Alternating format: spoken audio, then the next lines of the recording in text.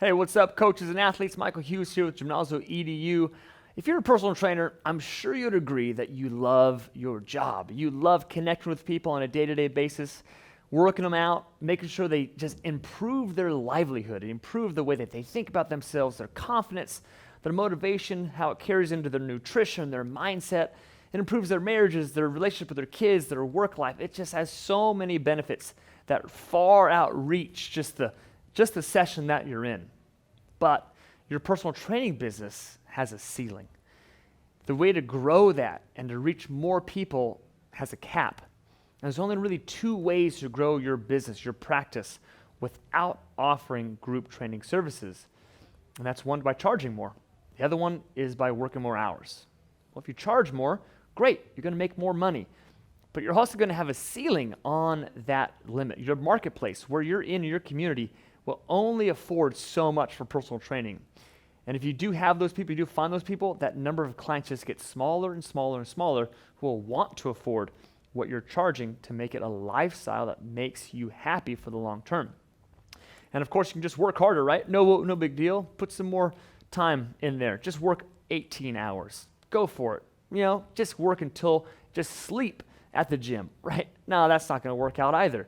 You're going to reach your limit, your burnout. You're going to be, just forget this job. I want to move on somewhere else. And there's also this thing called personal training schedules, right? You get more and more personal training clients. You got to manage more and more schedules.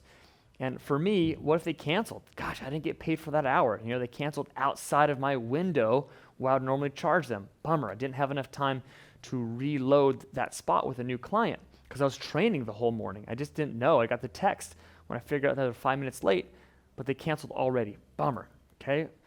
What about you go on vacation? What about when they go on vacation? What about when their kid's sick? What about all these different things that chip away at your schedule as a one-on-one trainer? It certainly happened with me. There was almost not a single week that I didn't lose several hundreds of dollars by just non-done sessions, right? Non-trained sessions. They're just open spots. So again, I know that you feel that, especially if you're a personal trainer. But in this video, I want to break down the high-level steps that I took and what steps I wish I took to convert my personal training business into an ecosystem of group training services. Now, this video is really ideal for a trainer who is working by yourself and wants to create a team around you to expand your impact and grow your practice and your business. So especially pay attention if you feel I'm talking right to you.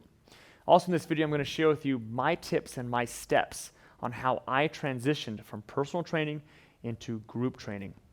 What you also need to do to be successful in the considerations of each step to make that possible.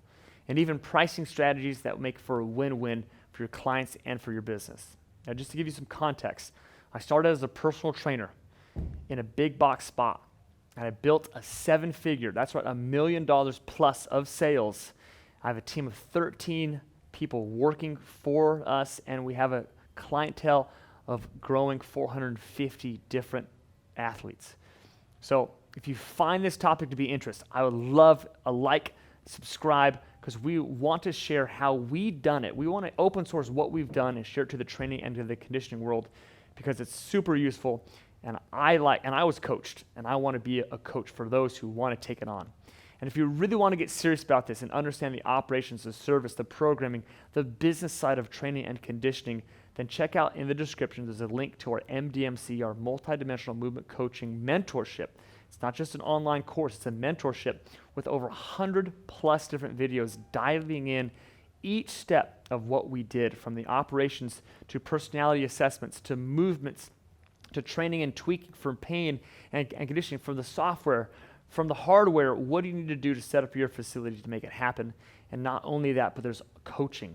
There's 9 different coaching calls that make this course personal, applicable for what you need it for, versus just trying all on your own to take this content and make it happen for yourself. We're going to guide you through it step by step, hour by hour, to make sure this is the best certification you've ever taken in your training and conditioning worlds. So check it out. Hope you love it, because I know it's done so much to so many of our clients that we've given it to.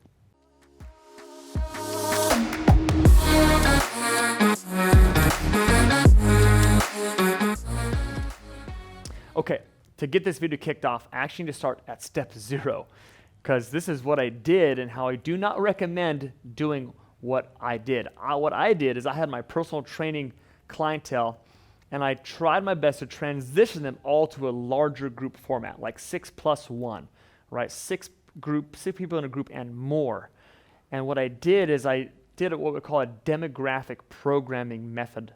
And I do recommend this. Now, what I mean by a demographic programming method is I defined a certain set of athletes that I want to do group training for. It was not open to everybody, and I'll talk more about that later. So what I mean by demographic programming is like it's a baby boomer, it's millennial, it's youth high school, maybe moms, maybe a particular sport or activity. What I did it for was the complexity of movement ranges that athletes or clients would fit into. And again, I'll talk about that more later on, but I got to get to step 1. Is first you have to identify your clients. Assuming you're a personal trainer, right, doing one-on-one trainings, who of your clients have similar programs, right, similar goals, right, fits that demographic programming that I was talking about. You got to just pick it, right? Maybe you have a lot of women, maybe you have a lot of moms. Great, that's a good place to start. Maybe you have a lot of baby boomers. Okay, that's a good place to start. Maybe you're in a youthful town, you got a lot of soccer players. Good, you can start with soccer players. But besides the demographic, you have to decide what time of day do those people come in. You got to consider that, right? You don't want to put a group of moms and put it at 5:30, 6 o'clock. They're home with their kids at that time, right? You don't want to do a youth soccer and do it at 9 o'clock in the morning. They're at school. So when we've done our research, we know that our clients are more loyal to the time of day that they come in versus the program that's offered at that time. So when you identify your clients, your demographics, also identify the time of day that you think you should start this group expansion for your business. So it's a big, big deal. And as you do this, as you're picking out these different clientele, it's really a good start to have an individualized approach, right? Talk to each client, your personal training clients, one-on-one. You know, start having a conversation about where you want to convert your business to and how you think that they're a good fit. You got to plant the seed in their mind. Remember, people don't like change. They like hanging out with you, and they're not like, oh, I don't want to devalue my services. In reality, you're going to add value to their services, and I'll share more about that later. So offering a free demo class, something to kind of spark the interest, because they got to dip their toe in the water. And the planning, the preparation that you're going to do, they're going to see how this is going to be a benefit to them, not a downgrade to them. Okay, move on to step 2. You have to find and create space. Now, I'm going to use the word space in a few different ways here. First is when you create this space, you have to think about it as like an exclusive opportunity that you're offering your clients that they can't get anywhere else. Now, I started in a big box gym, so we're literally up in the training floor, right? And I had to think about what part of the gym could I take over to kind of dominate that space to create this like aha experience that people would look over and be like, ooh, I want to be part of that. So if you're in a big box gym, maybe you want to talk to management about where you could go, what corner, what little zone you can take over, because you don't want to be running from treadmill alley all the way to the weight stack next to the mirrors and then down to the yoga room to do your group training. You're too spread out. That's not an exclusive feeling that your clients are going to get. If you already have your own studio, how many people can you fit within your studio that you're currently renting? Right? Maybe you need to go to a park. Maybe it's summertime, and you can get 3 months of good weather to find some space where you can make that happen for a long-term indoor permanent solution. So there's things I want you to think about. That's physical space. What about the other space? You have your schedule space. This is one of the hardest steps I'm going to spend a bit of time on and really unpacking my experience for you. Because if you're a good trainer, you're hopefully a good 5+ hours of your day just set up for one-on-one training. I hope it's more like 7 or so, right? Where you get a lot of time to really connect with clients, paying you for your time. So how do you switch that out? Well, you may have to move a client. You may have to cancel a client, or you may have to convince that client for that time slot that you want to do your group training in to get into that group. So there's a few hard steps you're going to have to do to create a new time slot in your already full schedule. And it gets a little harder when you have a group time slot that's like 2 weeks out and there's 0 people signed up for it at this particular point. You haven't convinced anybody yet to go into that time slot, and you have a new client who walks in the doors and says, I want to train in 2 weeks at 8:30, your new time slot, and you have to say no to that person because you have to hold that time slot sacred. You have to give it just as much value as if you had your most high-priced client on that spot, even there's 0 people signed up for that spot. Because if you don't hold that spot, you're just going to ruin everything that you're trying to push. You have to think long-term on this one, not short-term. And it gets even harder when you have a past client literally walking back into your spot again, saying, gosh, man, I've missed you, trainer. I'm ready to get back. My life is crazy. Here's money. Boom, I'm ready to go. You already have a built-up relationship with them, all that equity, and you have to say no to them because that time slot is for group. Maybe you convert them into group, but it gets challenging when all these different kind of the universe is trying to give you more business, but it's not the business that you want for long term. I even had it in the case where I had 6 people sign up for my brand new group class. I was so stoked. I had 3 clients converting over. They were bringing friends. I'm like, yes, this is going to be great. I'm there. It's 5:30 a.m. I'm got up early. I'm amped. I all set up. The stations are ready to go, and no one shows up. Goose egg. No joke. Literally happened several times. I wanted to cry. I'm like losing my mind here. Like, dang it. I got 0 money for that hour. Well, I was used to making money for that hour. I did all the setup, all the work. Goose egged. And I remember working at that big box gym, and the sales manager, he's seen a lot of trainers coming through that particular gym. And he said to me, Michael, he says, I've seen so many coaches, so many trainers trying to do what you're doing. And I got one piece of advice for you. Don't stop. Don't take that opportunity that you think is going to define you and let it define you. It's one opportunity. And I remember that I'm digging in with that so much because here I am now, standing right now in my dream, in my business, and I'm doing more than I've ever could have possibly done because I didn't give up when I got those goose eggs. So let's move to step 3. This is what I want you to do. This is what I didn't do in the beginning. This is the big step. It's creating a semi-private space or a small group option.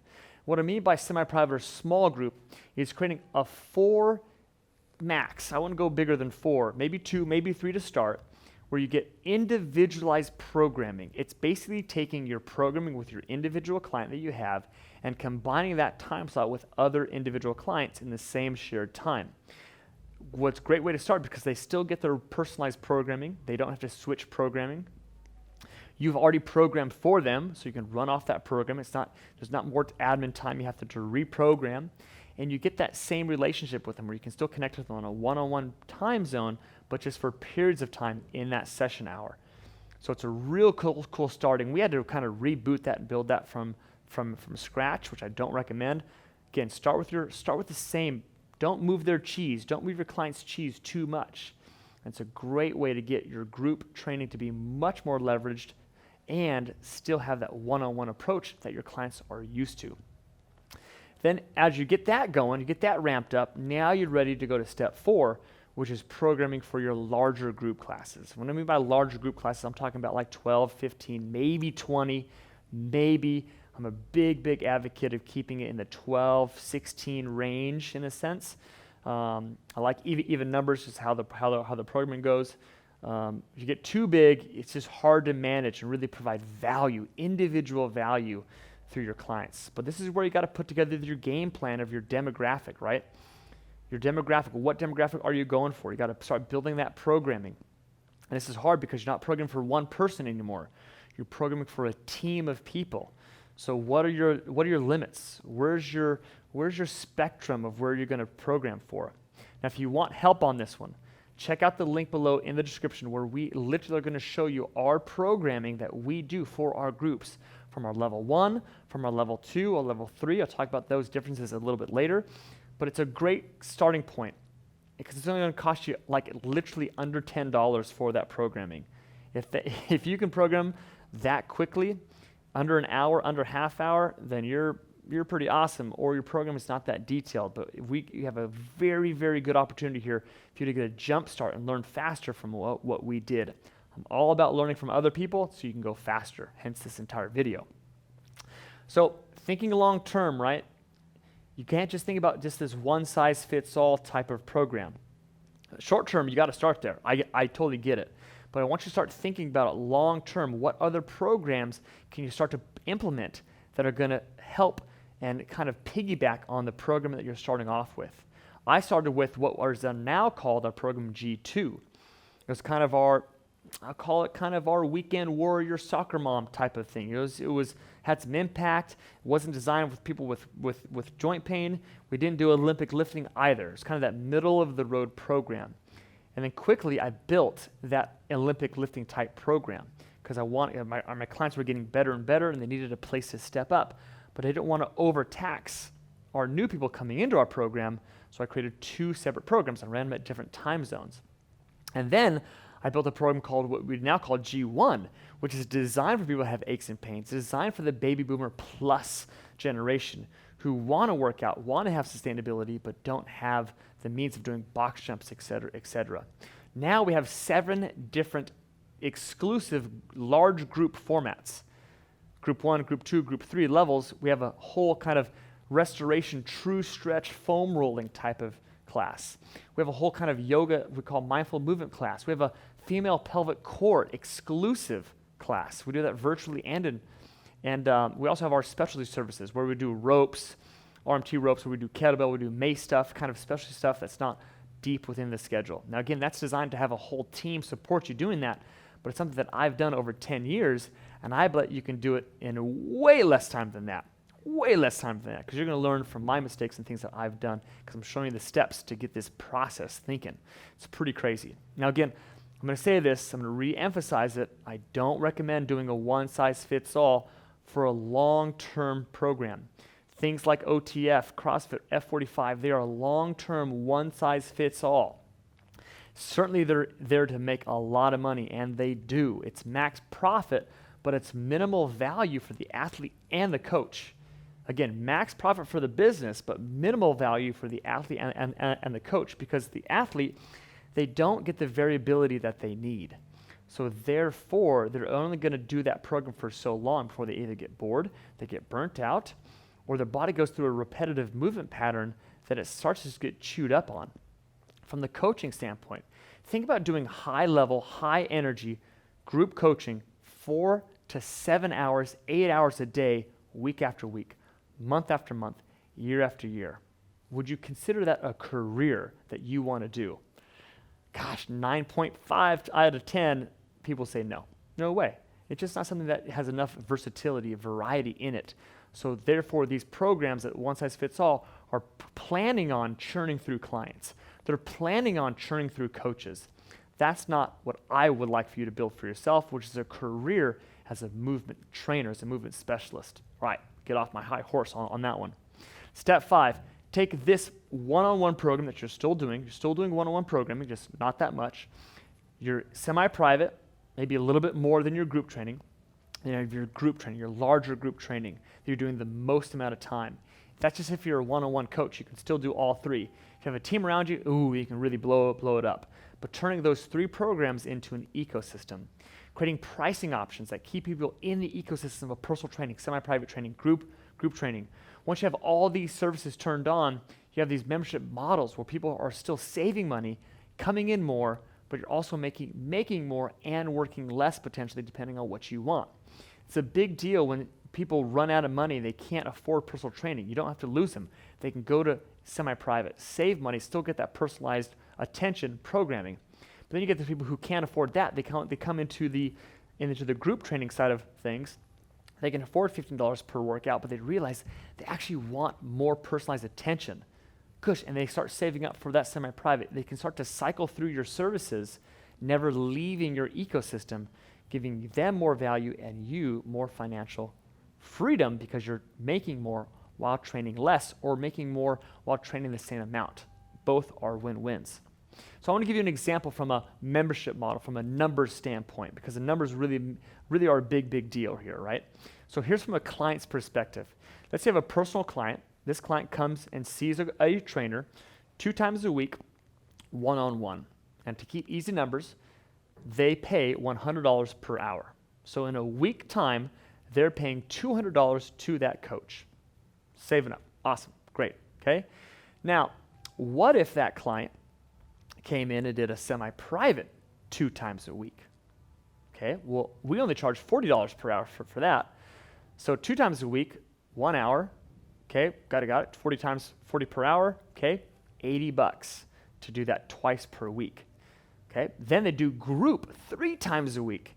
And we only charge around $15 per hour to do that group class. So 3 of those, 15, that's 45. Put those together, you have $125 per week for 5 hours of training versus the $200 they were getting for private training for only 2 hours. You can see how that client is amped. They saved $75 per week and got way more than double of the amount of training hours. All right, that seems like a win for the client, but the coach, right, they just lost $75 per week. Not the case. For the trainer, they have that same client paying $200 per hour or $200 per week for 2 hours, but then they're coaching that semi-private. And through time, they build that semi-private to have 4 clients in there per hour, paying $40 per person. We do the math on that one, that's $160 per hour. That's 1 hour. Okay, then they, right after that semi-private, they go to their group, and they built up their group to have 12 clients in there, each paying $15 a head to be there per hour. That equals $180 per hour. So now you take those 2 hours, put them together, you're at $340 for those 2 hours. Before, you were just making $200. From $340 to $200, that's a 70% increase in revenue that the trainer got. And the client saved $75 as well. We call that a win-win. That is how you leverage and scale and grow your business. Now, yes, I do not want to discount. There is admin time, programming time that you have to consider as a coach that goes into those things, but you're going to become much more efficient as you refine your operations for each program, especially if you check out the MDMC mentorship where we talk about exactly what I did, what we do to do that. Just a little side note there. Okay, a little bit of a benefits, a little bit of kind of recap on what's going on. I have 5 major benefits that I really, really want you to understand to push to get this part of your business and your practice. The first one is you're leveraging your time. That's the one thing you do not get back. That is the most valuable asset that you have as a trainer. The second thing is you're going to be adding much more variety to your day. We cannot discount this thing called the mind and your passion, right? If we burn yourself out doing the same service over and over and over again, it's not going to be a long-term career. And I really love my job as a movement trainer as a career. Day in, week in, month out, year out, I love it every single day because my days, my hours, they shift. I go from one-on-one in the morning to a little semi-private to 2 groups, back to a one-on-one, finish with a semi-private. My day had variety in it. I don't walk out drained. Number 3, value. You're going to provide more value to your customer. And you're going to do this in 3 distinct ways. You're going to be adding more options to their training services, right? They can go do maybe some lower level group. They can go to some higher level group. They can do maybe some one-on-one. They can do some stretch classes, et cetera, et cetera. It gives them options where they don't have to go to other services to complete their cornucopia, per se, of their training that they want. B, you're going to be saving them money. Huge win. They get to do more and spend less. Win-win, no problem on that one. And then C, they're going to see you more often. Instead of only coming to you once a week, because that's all they could afford, they can now come 3 times a week and still be saving money. All these great brands out there, they are great brands because they have a stickiness to it. The stickiness for you as a trainer is they see you more often. They become a part of you. You are part of their lives. Very hard to break that up as you see clients more and more and more. 4th benefit is increasing your earning potential, right? We talk about just leveraging your time. Now we can leverage the dollar bills that come into your business. It's very important that a trainer makes good money because without it, you can't sustain your business practice for the long term of you serving and helping people well beyond what they can do for themselves. It's a big point. And 5, expanding your range of clientele. This is huge if you want to really expand and take over more impact, because the more clientele that you can reach, the more clientele you're coming in. Obviously, it's a very, very simple concept, but your one-on-one training, you're limited to a clientele with a price point that they can afford. If you're going just pure group, okay, now you're limiting the effectiveness, the potency of your training and conditioning that one-on-one can offer. And of course, with that semi-private, it's a perfect hybrid blend that really is it's that sweet spot that makes everything just taste oh so good. So I hope these steps give you the outline to take your personal training practice and leverage it. Now, please remember, like and subscribe, because we want to continue to put out more and more videos. And if there's a comment you want to put that's something that we could tailor towards that you really have an interest in, let us know. And if you're a trainer wanting to find the next level, the next step, and found this information super helpful, we got so much more of it, and it's all in our multidimensional movement coaching program, mentorship, link below in the descriptions. You guys are awesome. Appreciate your time. We'll see you next time, and keep on rocking.